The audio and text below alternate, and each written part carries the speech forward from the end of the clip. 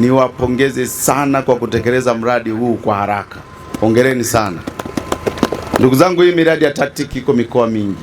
Mradi huu ni chanzo kikubwa cha mapato ambacho kinakwenda kufanyika au kinakwenda kuipatia halmashauri ya manispaa ya Sumbawanga pesa nyingi.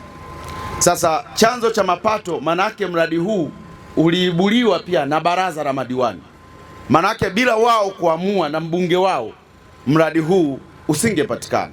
Mimi nielekeze kwamba angalau tarehe 1 mwezi wa 8 soko hili lianze kufanya kazi.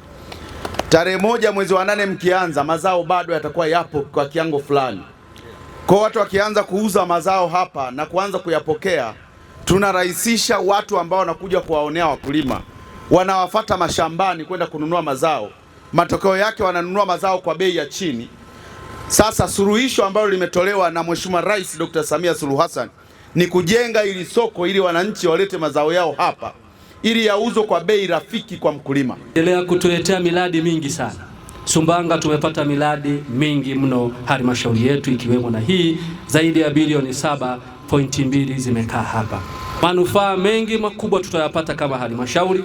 Kwanza, tutaongeza wigo wa mapato kwa sababu mzunguko wa fedha utakuwa ni mkubwa zaidi kwa wananchi wetu.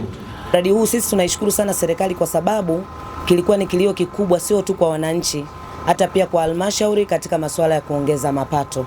Kwa hiyo sisi tunaamini tulibuni chanzo hiki kama chanzo cha mapato na kitakwenda kutusaidia katika kuboresha halmashauri yetu.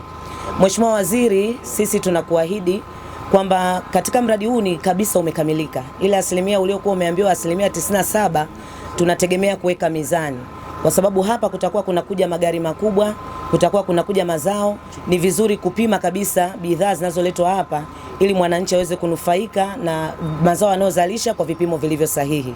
Tunategemea kuanza mradi huu kutekeleza mwezi wa 8 na utaratibu za uwekaji mizani ziko katika mchakato wa kukamilishwa. Nika sana na gara hili ambalo tumeletewa na Mheshimiwa Daktari Samia Suluhu Hassan, ili sisi wana Rukwa ambao ni wakulima tutanufaika nalo kwa namna moja au nyingine, kwa sababu mazao yetu sasa hatutauzia tena shambani, bali tutaleka ndani ya magara hii ili kwa ajili ya kuja kuyauza mazao yetu kwa bei nzuri.